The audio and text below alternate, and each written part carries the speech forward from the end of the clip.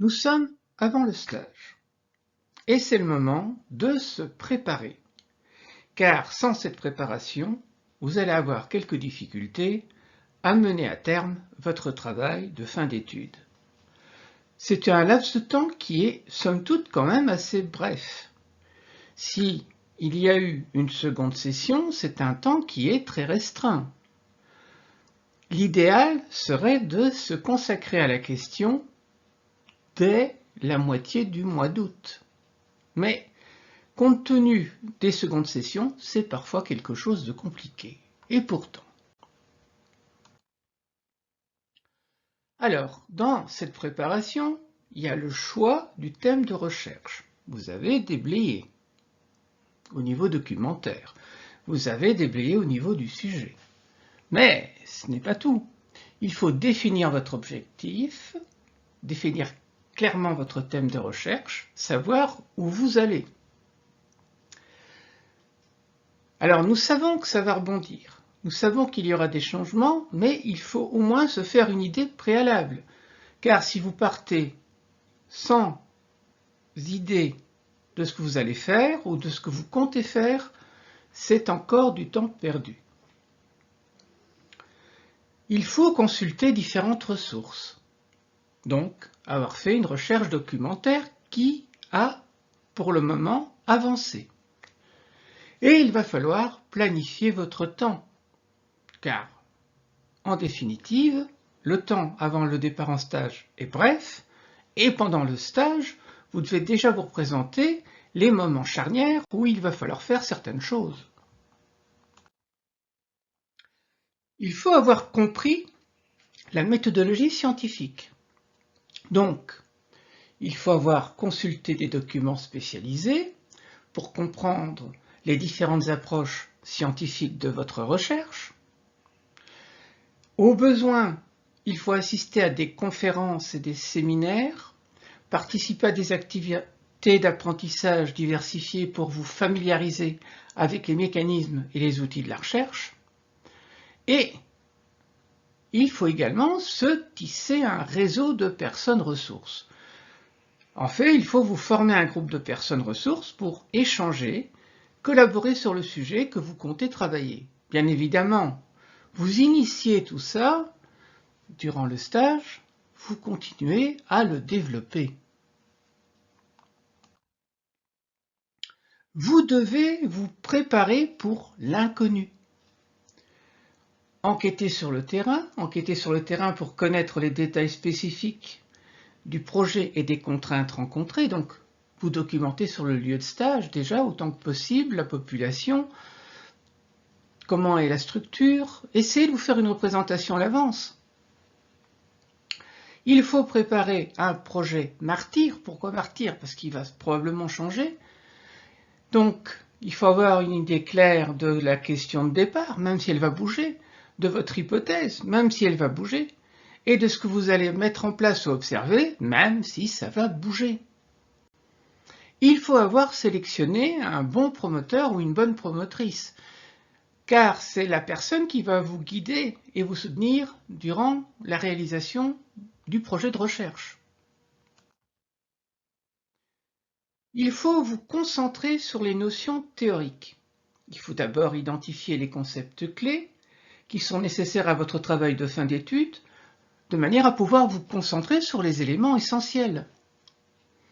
Il faut comprendre les outils nécessaires pour collecter les données et analyser les résultats.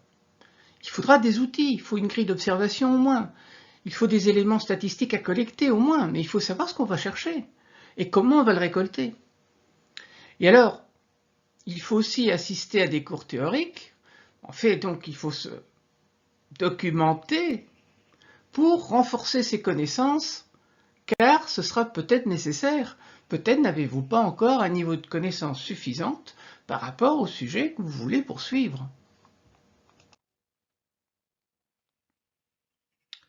Il faut organiser votre travail, déterminer les étapes principales, créer un plan de travail, prévoir les instructions de son programme de TFE. Il faut se libérer du temps,